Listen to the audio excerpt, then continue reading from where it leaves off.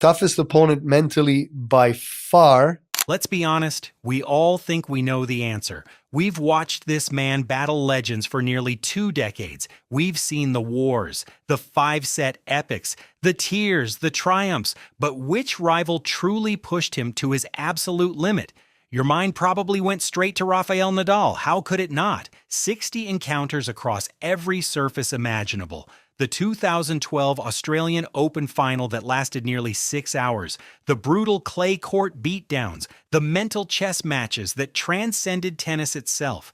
Nadal has been there since the beginning, this relentless force of nature who simply refused to let Djokovic dominate unchallenged. The intensity between them wasn't just competitive, it was personal, primal even. Or maybe you thought of Roger Federer, the elegant player who defined an entire era before Djokovic crashed the party. Their rivalry had a different flavor, the establishment versus the insurgent, classical beauty against modern efficiency. Wimbledon 2019, that championship. Point saved might be the single most clutch moment in tennis history. Federer represented everything Djokovic had to overcome to cement his legacy. The respect was always there, but so was the burning need to prove he belonged in the conversation.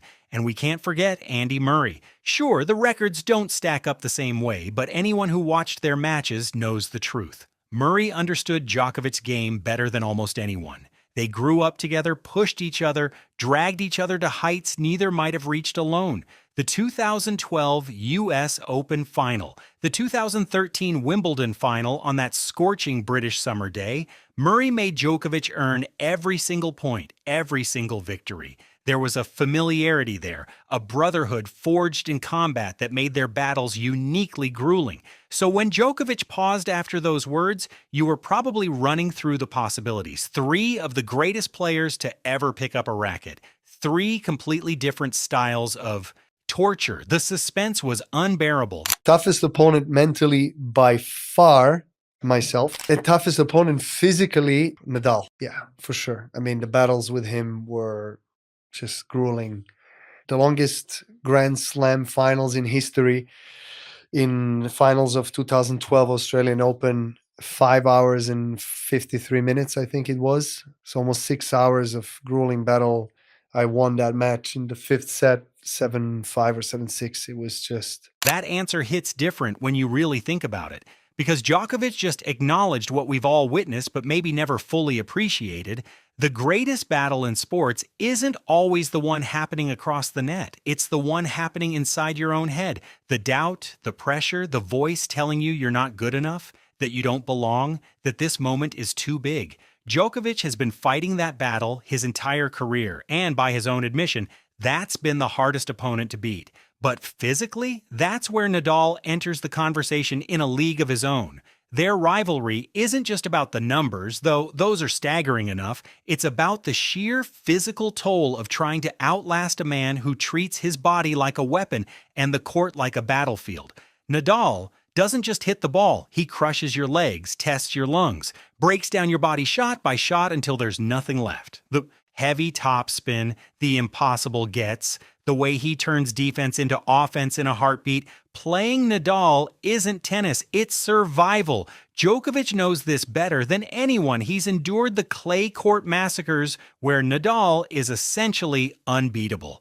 He's won some of those battles too, monuments of willpower like the 2021 French Open semifinal, but they cost him everything. You can see it in his face after beating Nadal. Not just satisfaction, but relief. Relief that he survived. What makes their physical rivalry so unique is that they're opposites in execution but equals in endurance. Nadal's game is built on controlled chaos and relentless aggression. Djokovic's is surgical precision and defensive perfection. When they collide, it's not a question of who's more talented. It's who can withstand the torture longer, who wants it more when every muscle is screaming, who can maintain their level when exhaustion becomes a third player on the court. Their 2012 Australian Open Final lasted 5 hours and 53 minutes. Both men needed chairs brought out during the trophy ceremony because they physically couldn't stand anymore. That's not tennis. That's gladiatorial combat.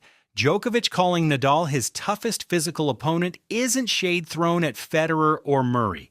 It's respect of the highest order. It's acknowledging that while he's conquered his mental demons and outlasted the elegant precision of Federer and the tactical brilliance of Murray, nothing, absolutely nothing compares to the physical gauntlet of facing Rafael Nadal at his best. 60 times they've met. 60 times Djokovic has had to prepare his body for war. And even with a winning record against him now, even as the undisputed GOAT in most people's eyes, Djokovic still gives Nadal that distinction.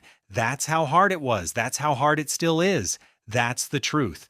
Which was your favorite rivalry? I read you in the comments. And if you liked the video, leave a like and subscribe for more. See you in the next one.